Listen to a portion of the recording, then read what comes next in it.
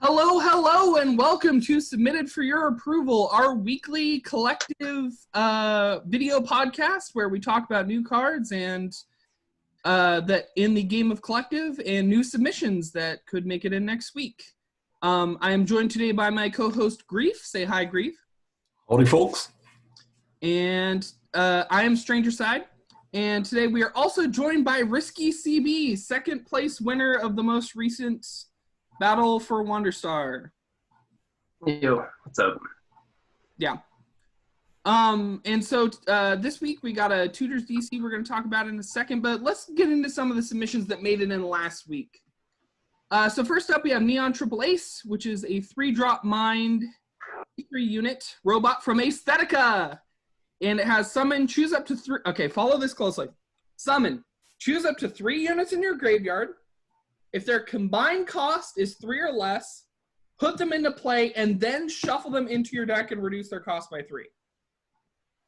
I am so excited that Cannibals is back and that we get all these great arts and all this great AESTHETICA stuff. So this is the card I absolutely had to talk about. What do you guys think? Well, it's lesser raised dead with extra steps and more combo potential. And I think for the combo potential, Risky has a little bit more to say, but I like it so far. Yeah.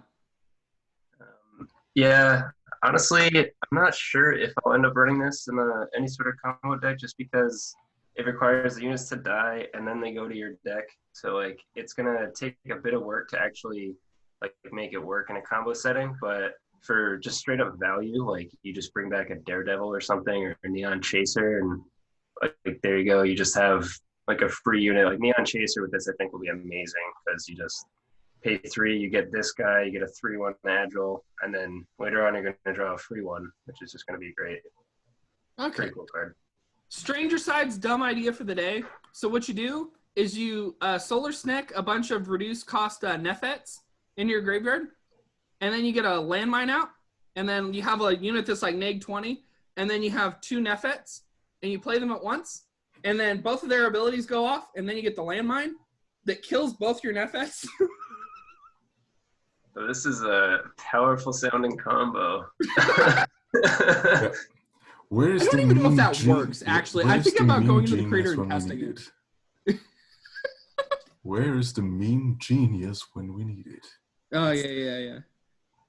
I don't know. I'm so glad I think we're all, I think I speak for all of us when I say we're glad to have you back, Cannibals, wouldn't you say? Oh, Yeah, definitely. down. For sure. And I'm looking forward to more shenanigans to come. Neon's like one of the coolest realms by far. Mm-hmm. Malicious Mage is a 1-drop spirit card, Nightling Arcanist from Swiatlo. It's a 1/1 with summon, give an enemy unit -2 attack. -2 attack. So, art is awesome on this guy, this little fella. That's a powerful 1-drop. Well, technically, it's not really a 1-drop if you think about it, because it's more reactive. It's a 1-drop you don't want to play on turn 1, probably on turn 2 to 3.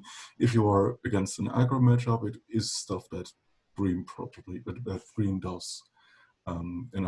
Already historically, we had Idol, we have the Jungle Dart Blower that all reduce attack. Also, it works in tandem with stuff like Retroversion, which is running around and gives it more range for just 1 mana more. So any unit that has 4 attack or less can be killed by Retroversion now. On the other hand, it actually helps you race in certain aggro matchups. Another thought on this is the Deadly Nightshade. So that Deadly Nightshade is going to give Deadly to 2 units, and it has low attack. If you could throw down a Malicious Mage on it, you can make it so it's not gonna be as bad a deterrent. Yeah, I think this card is like very good. Kind of just blanks another creature for 1 mana. Or you probably gonna be running aggro and in control just because like you play this with Bullock. Now you can just keep attacking with your guys without worrying about it. Like Deadly, it's a really good counter to Deadly, like you just said. I didn't even think of that before. And Duelist, you don't have to deal with something like a Stabot anymore. Now it just this hoses Stabots. Yeah, like it's gonna be good against a lot of cards. That is a glowing recommendation. This might actually see some place in the competitive meta. I agree. And speaking of that, let's talk about the jank stuff that Risky wanted to talk about. For those of you who don't know, we actually talked about a bit, which includes Risky. Risky has never seen our show. Talked about Cat last week. And so we have Karachar's a realm now. Cat with Frying Pan is a 1-drop, neutral 1/1, Toon Cat from Karachar with simply summon, deal 1 damage. Karachar is a realm about cartoons and goofy stuff, and so this is an homage to all your old Saturday morning cartoons. This is powerful for neutral. I'll let Risky talk about it. Risky wanted to talk about this card. Yeah, this card I think is going to be like the most played 1-drop by far when it comes out. I mean, we just saw Malicious Mage. That one's going to be really good, but this is going to be played, I think, in every single deck, like every archetype from aggro, control, combo. It doesn't matter. It just does like everything. Like this with flips is great. You can like wipe someone's board or deal them 13 to their face, or you can just play it on turn 1, like as or against Ash, and on like turn 2. This with Viper would be a really good way to enable Ash leveling up on turn 2 if you happen to drop both after you attack with whatever other 1-drop you played, and this will just control the board for whoever plays it. Like this against Sycomancer. I will love killing Sycomancer with this card. It's gonna feel great. Other places where this shines, Kyungmi, just give her some more units that she has, and Egolessness. That's the big one I heard a lot of people bring up, is Egoless needs a 1-drop like this, and every deck needs a 1-drop like this, so why not? Funny enough, Primal would be actually questioning herself if she really wants to use that card, but outside of that, yeah, I can't really think of a list that wouldn't like running a neutral 1/1 that pinks for 1 any target. Yeah. And it's funny because like 2 0-drops glued together. So good. Flare plus Fluffy Boy. I personally like it because the funny thing is we always had 1/1s or X1s that we wanted to remove, but really didn't want to spend the resources on it, or had AoEs in hand that we don't want to use because it's just 1 single target. And even popping ward, stuff like Pride and so on and so forth. Now it's a cheap 1-cost neutral answer to those situations. Mm-hmm. Yeah. Okay, now, so Risky decided he wanted to crash the internet and break collective, and so he decided, so the winner of the Battle for Wanderstars gets to decide on a design competition where we get extra slots if we can make certain cards that fit a theme crack the top 10. So it's basically we get an extra slot if they, do as well as a winning card would do. And Risky, you picked Tutors. Yep. A lot of people are kind of up in arms about this because consistency is great for competitive and it's fun, but it also makes matchups samey and gives the potential for really, really busted stuff. So you want to go a bit into your process about why you picked that? Well, it is that last part that you just mentioned. I like powerful cards and powerful effects, and well, honestly, the consistency thing too. That's like another big part of it. Is to me, I find a game really boring when someone just doesn't even get to play their game plan at all. Like when you just watch an aggro matchup, play other aggro units, and then you don't have any answer to it, and then the game ends. Like that's not exciting to me at all. I want to see each deck at least get a shot at their game plan, and like playing combo, it's really frustrating. Like in one of my games in the tournament, I drew, I think, 30 cards out of 45, and I didn't find either cards that would have gotten me to kill either card. So it's just like, well, this is kind of annoying. Like, why do I have to deal with this? Like, come on. I don't want to do that. I would rather each person's game plan be like put against each other as opposed to their luck. That's just way more interesting to me. Okay, that's a really sweet way to put it, giving everyone a shot. So I think this was my submission. This is actually a second try for Tools of the Trade. So let's get into our submissions. Tools of the Trade is a 2-drop neutral card with choose an action.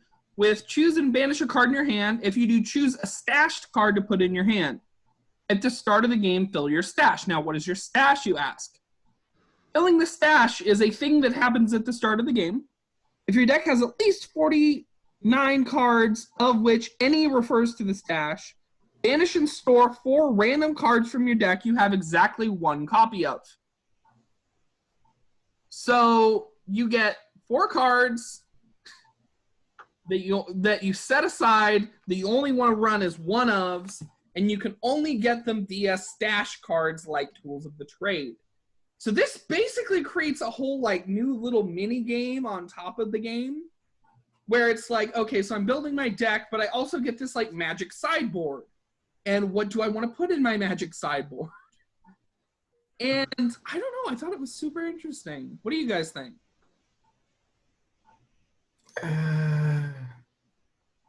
I've seen that card before, and I've read it wrong at that time. But even to this day, I cannot. I like tutors. I like consistency. I like powerful cards. That's why I like this DC. But I cannot bring myself to like Tools of the Trade. It's basically a version of a wish board, if people are familiar with that term. But then again, I would rather not have my wish board be killed via cards like Consign or stuff like that, and losing my combo entirely.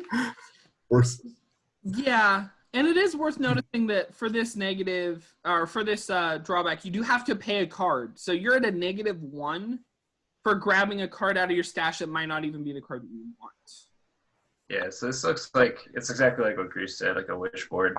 And it's like clear from the name, it's a Tools of the Trade, it's a toolbox card. So you're going to run 4 silver bullets that'll help you against like very certain matchups. Like maybe you don't want a main deck Consign, so you just have 1 in your stash, because 1 Consign is enough to beat any combo deck because that card is really well designed.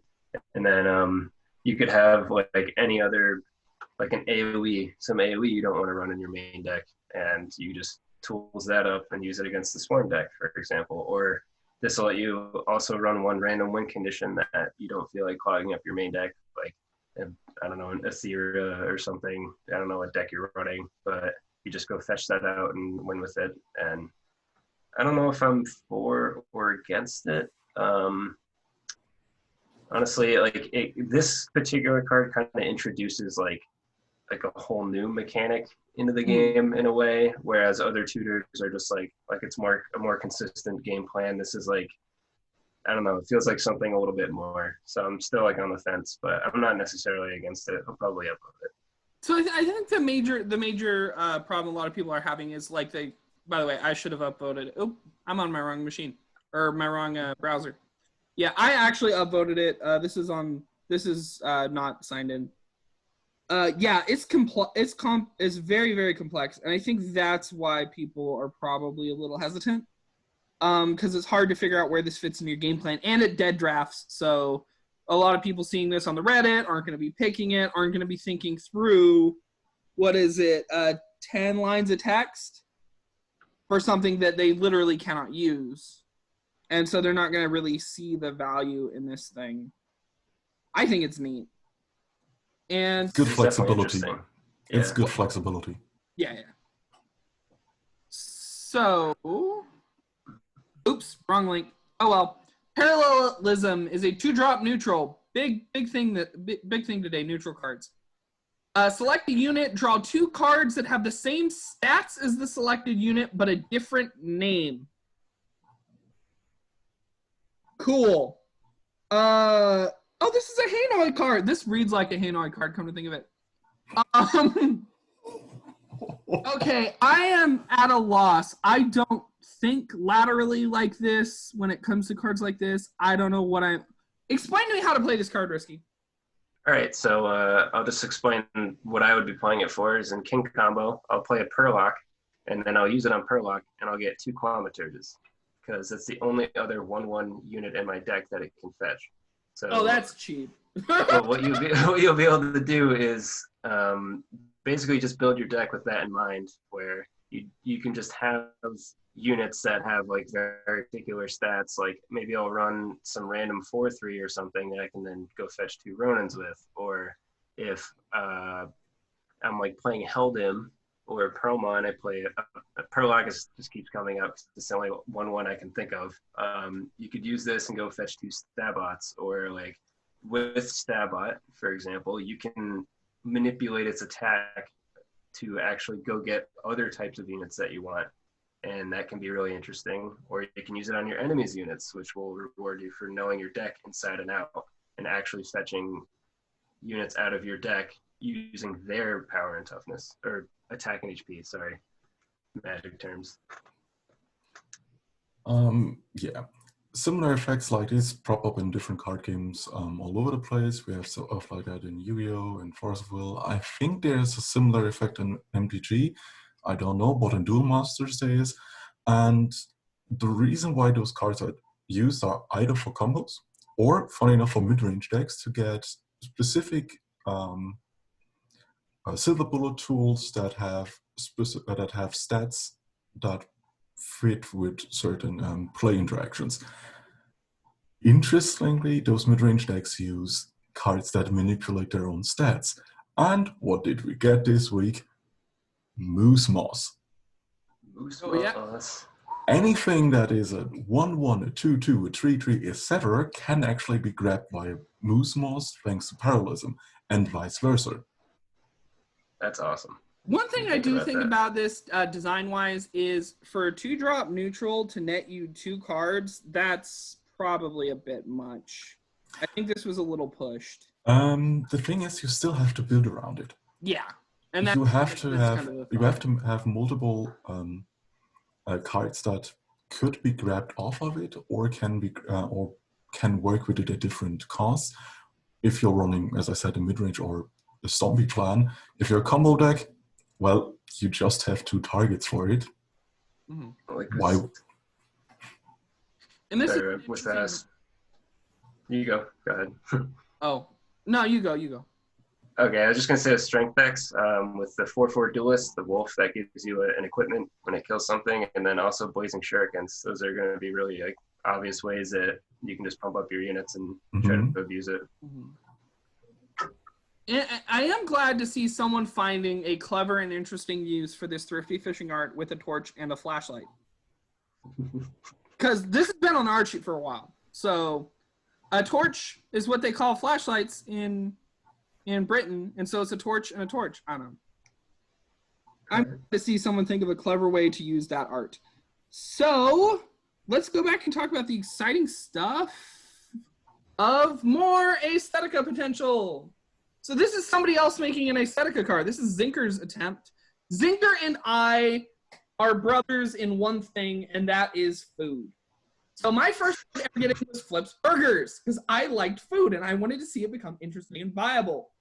Zinker came along and wanted to do the same thing. Zinker came along with stuff like Cowboy Apple. I don't know if you guys are familiar with the card. And he did some other submissions that didn't work out as well. Ninja Orange was another one. The Strawberry Robber. But anyways, cutting to the chase. N3ON Cupcake is a 1-drop mind action food from AESTHETICA with feed, banish the fed unit, and return it to play. So this is a food that's designed to synergize with the Neons. And I would think you would be excited about this, Risky, because this lets you proc a lot of those awesome entrance effects. What do you think? I honestly will not play this card because it's pretty much a bad Vanishing Act. The only way you're really going to get more value out of this than Vanishing Act is if you play 3 units after it, and that's like super awkward. This would let me like do a double Ronin without them being able to respond to it. That's basically the advantage that you have with it. In the combo deck is like you instantly do 2 Ronins as soon as you play it. So that would be like what you do. But then that also requires you to actually play the Ronin, whereas sometimes you want to promote it out. It's just a little too situational for me to want to play it. Like I really do just view it as a less powerful Vanishing Act. Well, actually, it is cheaper. So Vanishing Act, you have to play you have to pay the mana twice. Whereas That's true. if you have 2 units and you both have them in your hand, you can both swap them out. So I think they're different. They fulfill slightly different roles because, like what you said about promotion. But I could see just running this as maybe like a 4th or 5th copy of a Vanishing Act in certain situations because it gives you more consistency. Yeah. Well, this would actually provide us tools for Flicker / Blink deck that, funny enough, doesn't really exist. We have a lot of neon tools or entrance tools that want to be flickered or blinked, but I think we only have 2 cards that actually do so. We have Vanishing Act, and I think we have Gemini Twins. Yeah. Well, that's the same kind of idea. The funny is, oh yeah, actually we only have Vanishing Act. The other cards just put copies of them into play. Oh yeah, Contingency is just a copy, and Gemini is just a copy. This is the only actual blink. Exactly. So maybe later down the line, when we have more entrance targets and more blink effects like that, we can actually see a blink or flicker effect deck be more viable or even actually build. So it's interesting in that way, but for the decks where Vanishing Act is currently used in, Cupcake is maybe the 4th copy, but that's it. Yeah. One of the original designs of this, I was talking to Zinker in Discord when he was making it, was that it gave it a rebound as well. And that would make it insane. I was like, yeah, I don't think that's a reasonable card, but I would play it. I would definitely play it if it got in. Yeah, no, just this is the right value for the effect. I think it's good. I upvoted it when I was signed on. And I'm just glad to see more tools for the entrance deck that isn't like the deck it can become, you know. Right. Okay. Another time for me to kind of squee out about designers I particularly like and artists I particularly like, and also Grief. So, Botfly Broodmother is a 6-drop strength unit, 3/5 insect from Brawlin. It has flying, and when it deals damage, create that many egg sacs for your opponent. What is an egg sac? It is a 0/1 with can't attack, can't block, and at the end of turn, this deals 1 damage to you. So this was made by Whammer, who we've had on the show before, and Alfie, who is Whammer's partner. And it is very, very cute for a very, very creepy insect. And Grief, what hand did you have in designing this? The funniest thing is, what hand did I have in designing it? I actually reworked the entire card. Oh, you did? Okay, so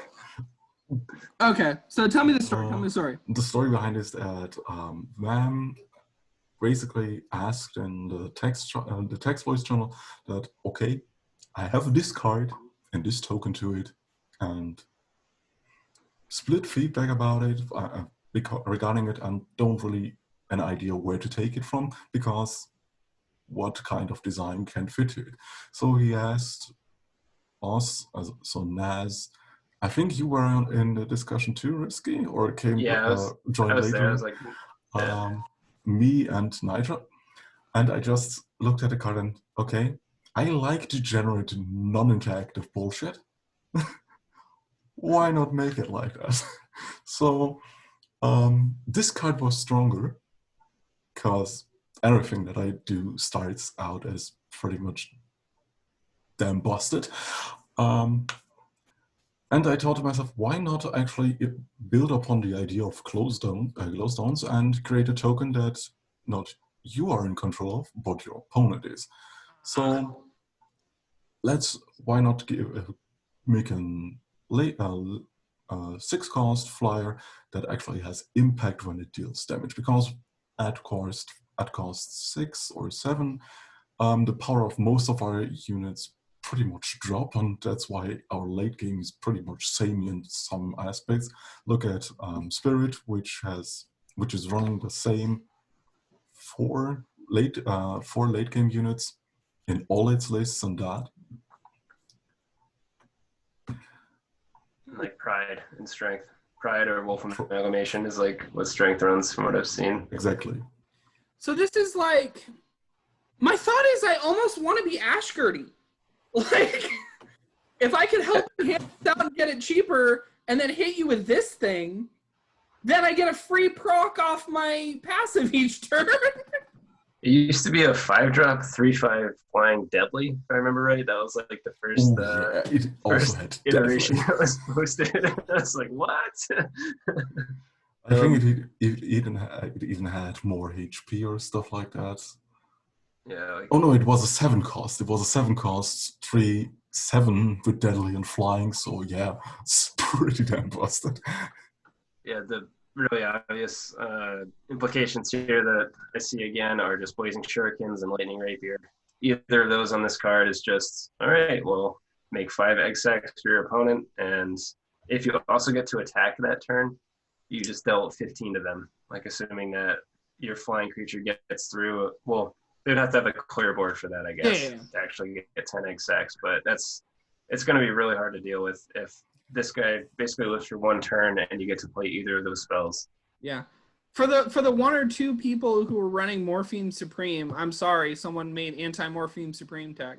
They're going to pump up all their egg sacs and play Wake the World and then kill you. Oh!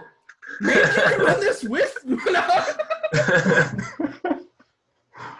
Yeah, because if you're running this against a player who's running Morphine Supreme, you have all these big eggs that you can't even, like, ping off the board, Moonlight's Judgment. This is like you're going to be running Moonlight's Judgment defensively. Just to kill your own board. Yeah, it's like Clear your own board. Well, this is wild to me. The other aspect is a red sacrifice was probably having a field day. Oh, yeah, thanks for some tokens that I can sack. Yeah, because you fill up the board for the glowstone deck. So this is grief being griefed. Griefing people. No. Okay, I think this is the last of my cards I wanted to talk about. This is Mystical Berserker. Woo! Mystical Berserker is a 3-drop strength 2/4 human berserker. And whenever it attacks, it gets a random keyword. So I think this actually made midweek once. Yeah. I remember it did have a reasonable number of upvotes at one point because Tali posted it in the Discord. And I do remember seeing the card because I of think that. it was last week. Oh, really? Yeah. So... It's a repost. So, like, this is a really cool... I don't even know who Zipper is. Really cool Zipper art that has been lying around on the art sheet for a while.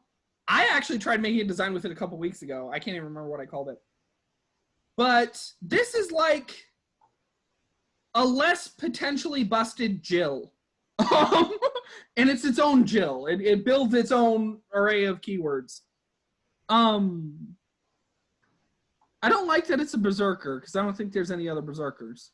I would have just called this a human or a something else. Somebody make Berserker Tribe a thing.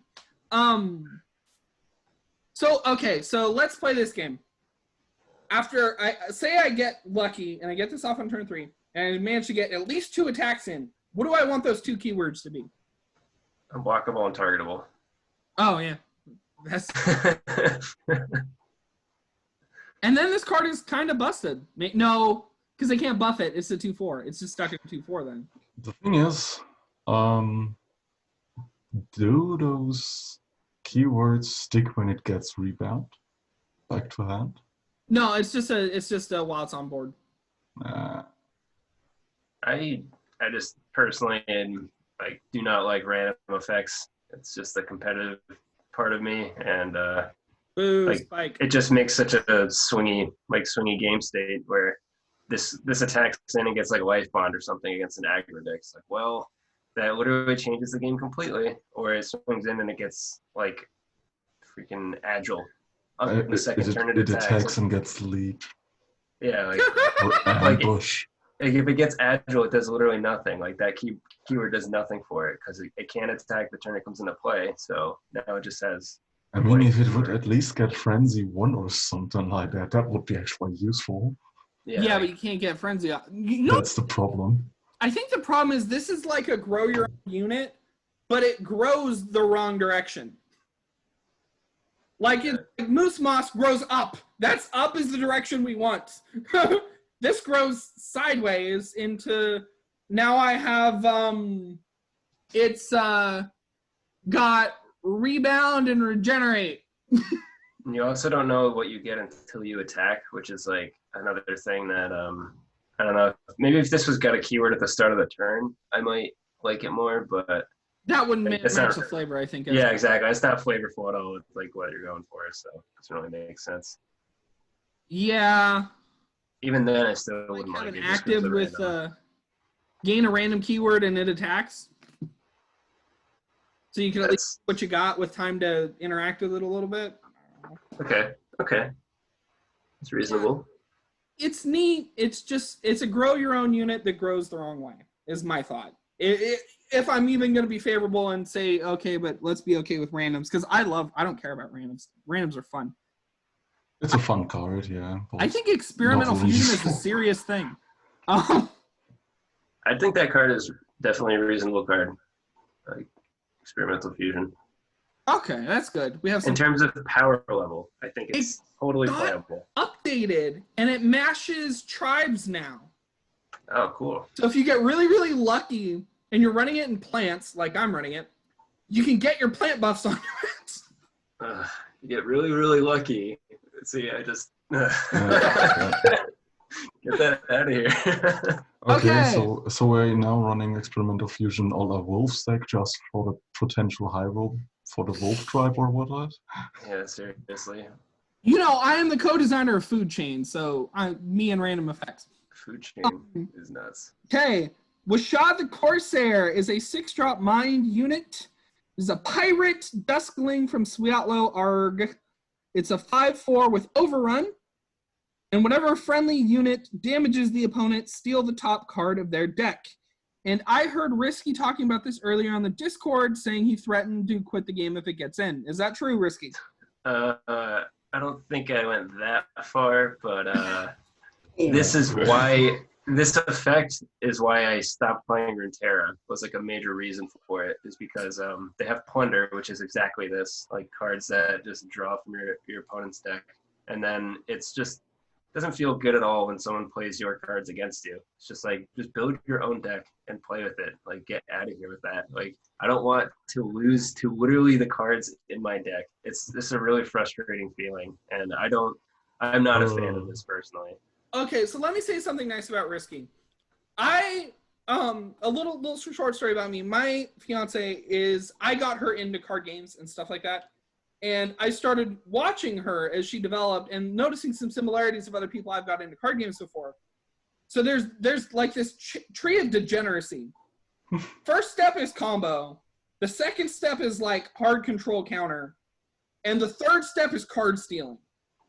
And it's like, it's a slippery slope that you fall off of. And combo is not very feel bad, actually. Combo might be interactive even. You get your hard control. Hard control, a lot of people feel bad because they don't get to play their cards. And then control stealing is just rage for a lot of new players.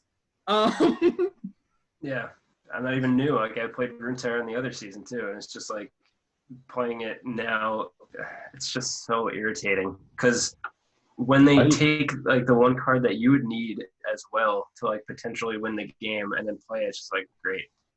Like, well done. And this it makes me so salty. I mean, should I interject here and say that I like playing Plunder? Okay, but it's like there was a design, I think, 2 card weeks ago. stealing, land destruction, and other stuff. Yeah, we hate those people. Damn it, I think I'm in the wrong call here. Yeah. I like land destruction. Okay, so with a lot of these effects, designed a couple weeks ago, super cute Sleight of Ham that did just steal the top card, and that's measured. We got Mind Read now, which Mind Read steals the top card, and who knows why you really want that? No, Mind Read copies one of the top 3. And I already copies, said, so it doesn't even steal anything. I already said last week that I don't really care about Mind Read because it doesn't even take the option away from your opponent, and you're just basically drafting 3 cards. It's an open the portal from the top of 3 cards of your opponent's deck or 4. Yeah. And I already was a little bit disappointed when seeing Street Red, which is basically, oh yeah, the only real saving grace of Street Red was hand information. Now we're having I think the core set card was Undersea Avalov or what it's called, which whenever you deal damage to your opponent with a unit, you copied the top card of their deck. This actually steals it and has overrun and actually can actually get damage through itself. So it's a pretty neat upgrade to a core set card, which already had an interesting design axis to work around.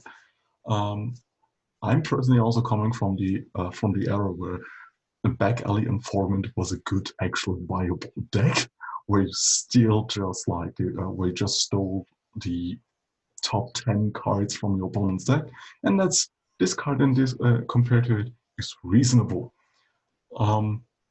And it's probably scratches the age of people that like to generate stuff like that. So people like myself. But then again, yeah, I can see why why people probably don't want to play against it.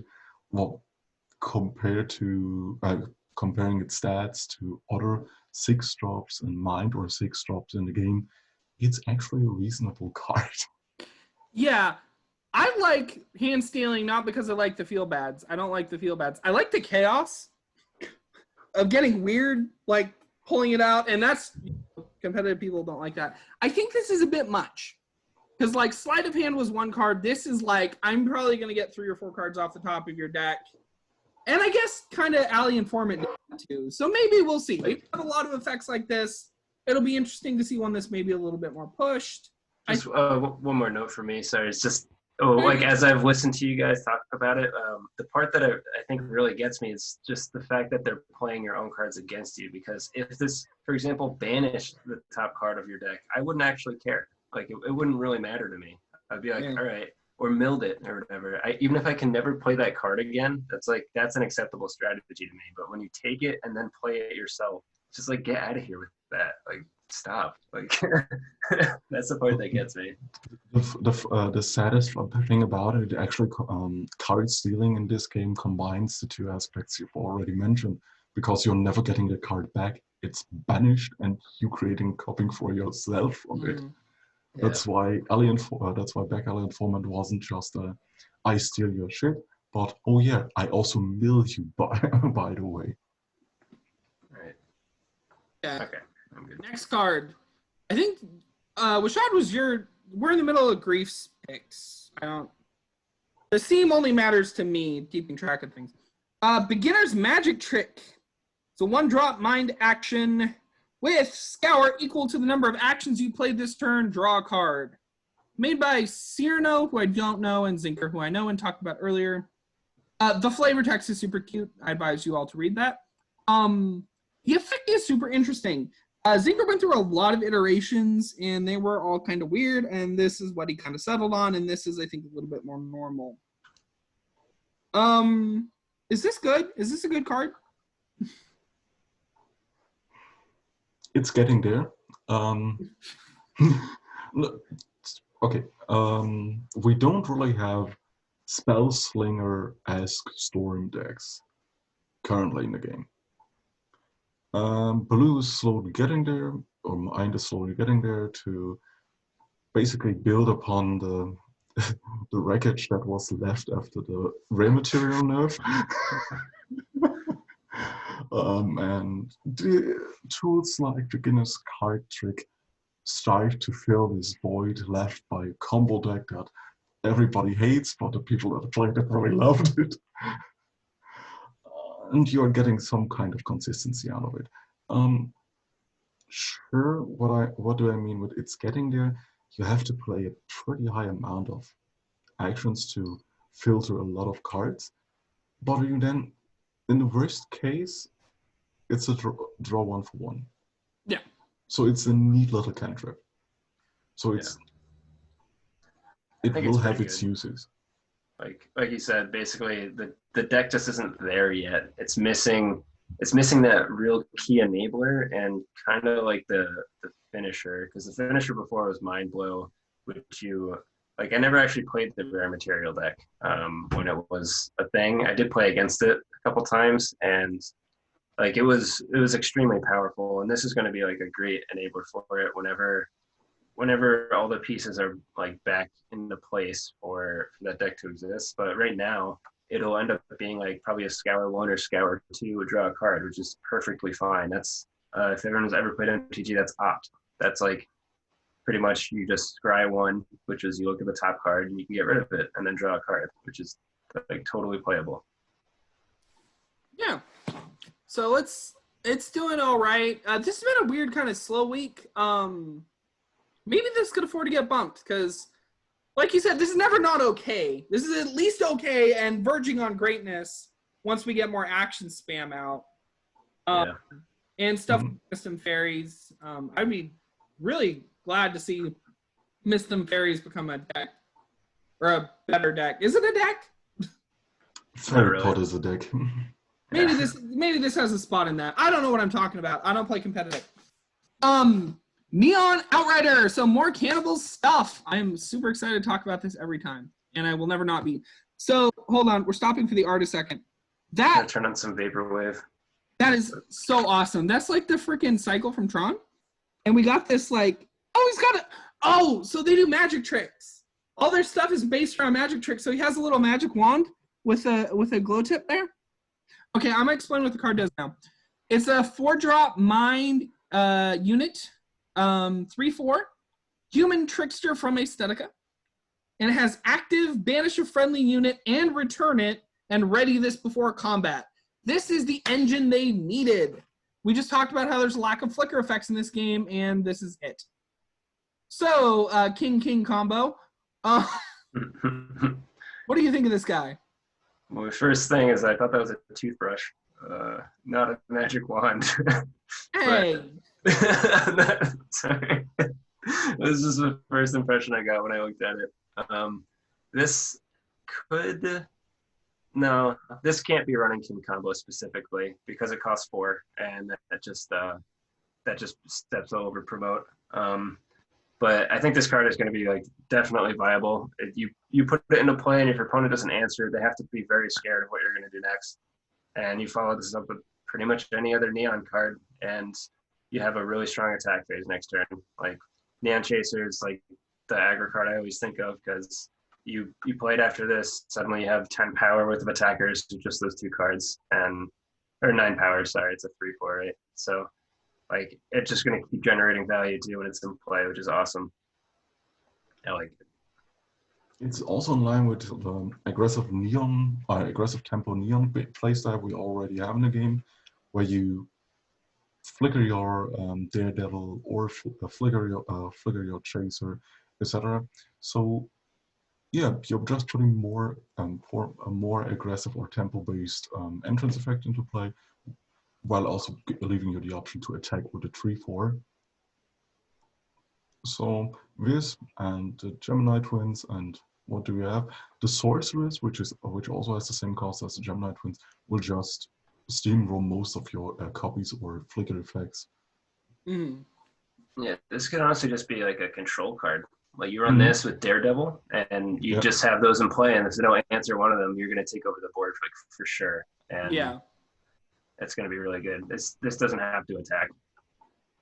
That was my thought too. Is kind of this with Daredevil, Trickster Tribal when. Oh. You need more tricksters. I like tricksters.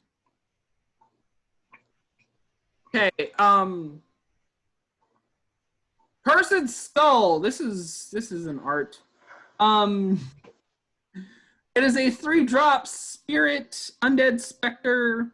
It's a 2/2 with flying, and whenever this deals damage to an opponent, actions in that player's hand cost 2 more until the end of the next turn. This is the first time I've read this card. What? Sam.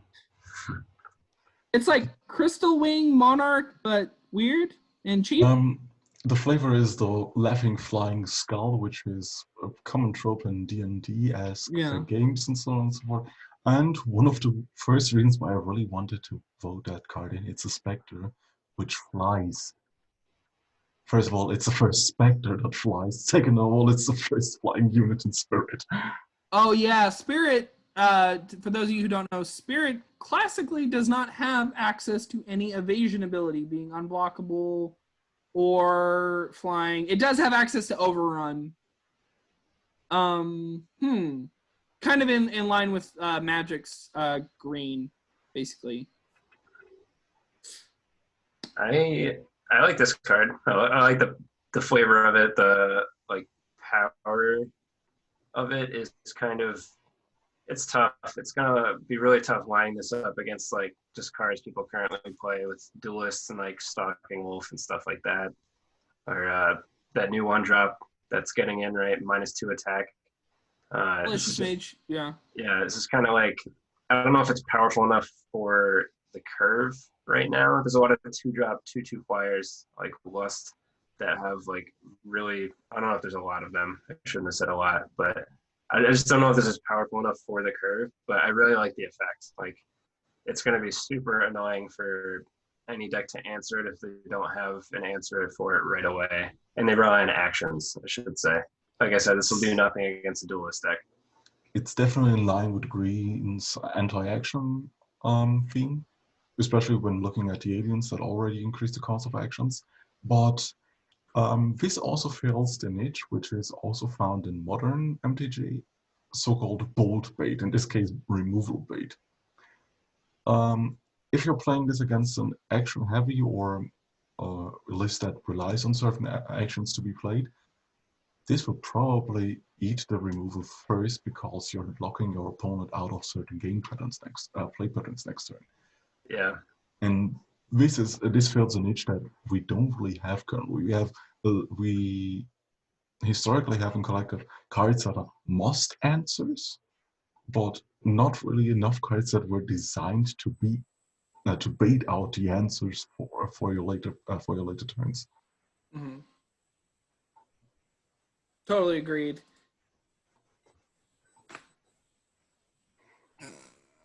Okay, and let's talk more control stuff, people.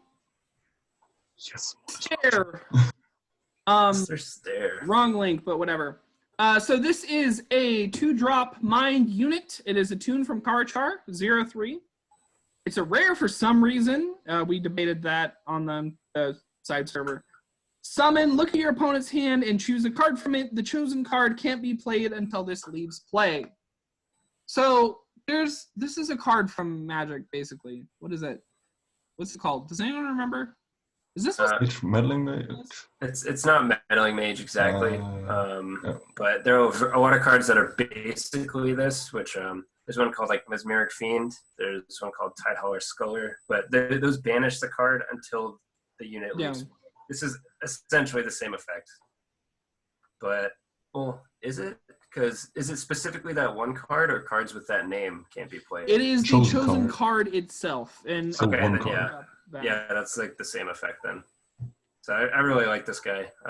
This is sweet. Gives you like information early, and we'll probably, assuming they have removal for him, we'll just hit that removal card.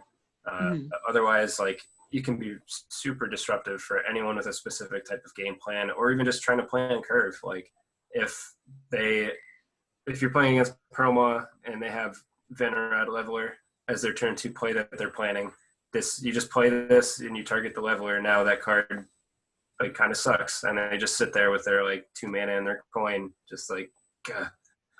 That's a Trails also does against Leveler, like the Fox. But I think this will be very disruptive for people's curve, and just like I like it. I love the flavor of it. Yeah, fun cartoons, creepy cartoons this time. Bedarder Sauce, great job on the art. Interesting job on the design. I think this could have been an uncommon. I really do. Okay. All my links are going to be the actual card. Sorry, not the Reddit link. No, you're good. You're good. Okay. Oh, yeah. Risky messed up. It's okay. Risky never saw the show. No problem. The Catnip Mouse. Okay, so welcome back to the Magicians. It appears that Zinker did not know that these guys have a common name as a group. It's kind of just a nickname ascribed to them. Catnip Mouse is a 1-drop neutral card with choose to activate Perlock, Clomaturge, or Necromancer's entrance effect. And I really hope you know what those cards do already because I am not going to read all of them. There's a big picture showing it. It's okay. Yeah, some people might not be watching this video. You know, they don't want to have to see my face. You're fine. So I know what mode Risky wants to pick, and it's this one. Actually, or sometimes this one. It's going to be all of them, honestly. I think they're all going to be very useful. Like you can play the first one, or play Perlock. Go search up the Clomaturges that you need already. You can play the Necromancer one to return either King or Clomaturge back to your hand from the graveyard because they already removed one. Or you can play the Clomaturge one to return a King that's already in play, or a Clomaturge or whatever that's already in play. This card is like insanely flexible, and yeah, this card is just sick. I would love if this got in. I'd definitely run 3 of them. Like you don't even have to run Perlock at that point if you don't want to. Also, it's harder to interact with considering it's an action, also neutral. Which is pretty much a lot of flexibility that you're getting into your deck. But the other question is, do you really want to run it over Clomaturge? Because in the combo deck that it could be played in, like the King combo deck, Clomaturge has the upside of being able to reduce its cost via helping. Oh no, you definitely need Clomaturge in the deck. This would replace Perlock if anything. Because you just don't have to have the Perlock anymore if you don't want. You probably still run both just because Perlock finds you your pieces as well. But it kind of it makes it so Perlock never finds itself. So that can slow down your combo by a turn or two if Perlock just keeps finding itself instead of the other things that you want. But this effect is just, yeah, this is exactly the kind of thing you'd want in a deck like that. But it's good for Perlock's emotional health that Perlock finds itself. Yeah, exactly. Okay. You know, you gotta focus on self-care, and especially with, you know, everything that's going on. Oh, I didn't even notice the typo. Choose to activate. Activate. I saw that. I was not gonna point it out. One last card. Chose to ignore it. For Risky's last pick, and this could have just as easily been my pick. Raise Dead is a 5-drop spirit action with choose up to 2 units in your graveyard. If their combined cost is 5 or less, move them into play. So this is a shared complaint between me and Mystic Squire that we have a lesser Raise Dead and not a Raise Dead or a Great Dead. Right. And so originally it was Mystic submitted this design as lesser is a get back total 3 of them. Raise Dead was get back 5, up to 5 cost of 5 of them, and greater was up to 8 of them. But because that's pretty bonkers in a lot of aggro stuff, they reduced Raise Dead to pick up to 2. So you get less units, but more cost. And of course, this is super fun because if you are running Solar Snack, you can chain a bunch of Solar Snacks together and pair a -10 unit with a positive 13 unit. Oh, that's cool. I didn't even think about that. That actually works with Raise Dead, by the way. Lesser Raise, by the way. Oh, wow. Yep. You could do some really goofy shenanigans with Interesting. Combined cost 5 or less. I don't know. I mean, this would probably go into any undead combo deck or any Bullock undead deck or cards that you want to pitch into your grave to use later on in the toolbox. I mean, I personally like myself returning my 2 removed Belfries. Okay, I don't get to 5 mana with them, but sure. What do I care for? Okay, I get my 2 Belfries back. Yeah, now I trigger my Now I trigger my broods that are already in the grave, and they're getting +4/+4. Sounds nice. Or even more, because you're buffing your other belfries because you return them back to play. Mm-hmm. Yeah, I really would like some reanimation effects in the game some more, because in MTG it's one of the coolest like archetypes to me is putting some fatty in your graveyard and bringing it back. So I would like the effect to be more like normalized and just to see more of them, because like Soul Twine is really not the kind of card I'm looking for when I think of that effect. It's just too situational, and I just want to see like cool alternate strategies that aren't just play units and attack and block, because I don't really find that particularly interesting personally. So I would like to see Raise Dead and other effects like that. Yeah, and like time upon time you have to pay for the card. It's nice to be able to cheat, right?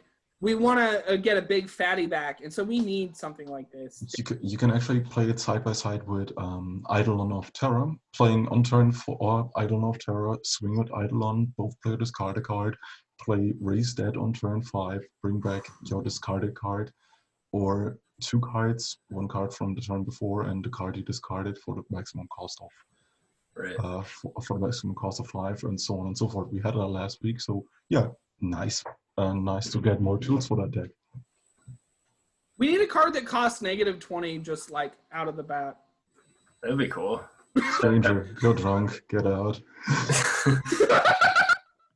Just a 1/1 that costs -10. It's anti-boulder. It's a unit, and it's anti-boulder. Diameter boulder. Tiny pebble. Tiny Just pebble. funny. A speck of dust. Okay, I'm gonna stop the feed, and we're just gonna do some closing remarks. That was a really fun week. It's been a little interesting, kind of these last couple weeks, seeing where the game's going. I'd like to thank Grief again, of course, for being my ever loyal co-host, and Risky for joining us today. I hope you had fun. I hope you'll actually watch the show now. Yeah, this is really fun. I enjoyed it a lot. Thanks for having me on. No problem. Grief, any closing remarks?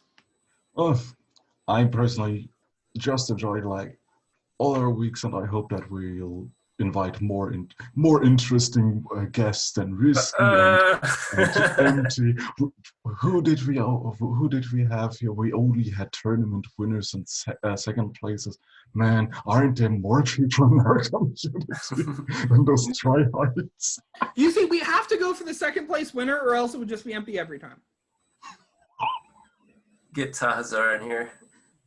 Getting oh boy, that would be fun. I might just be sending out the invite. So anyways, thank you guys. I hope you enjoyed the show. I'm not really gonna say like, comment, and subscribe because I get nothing for doing this show. I hope you enjoyed it, and y'all have a great day out there.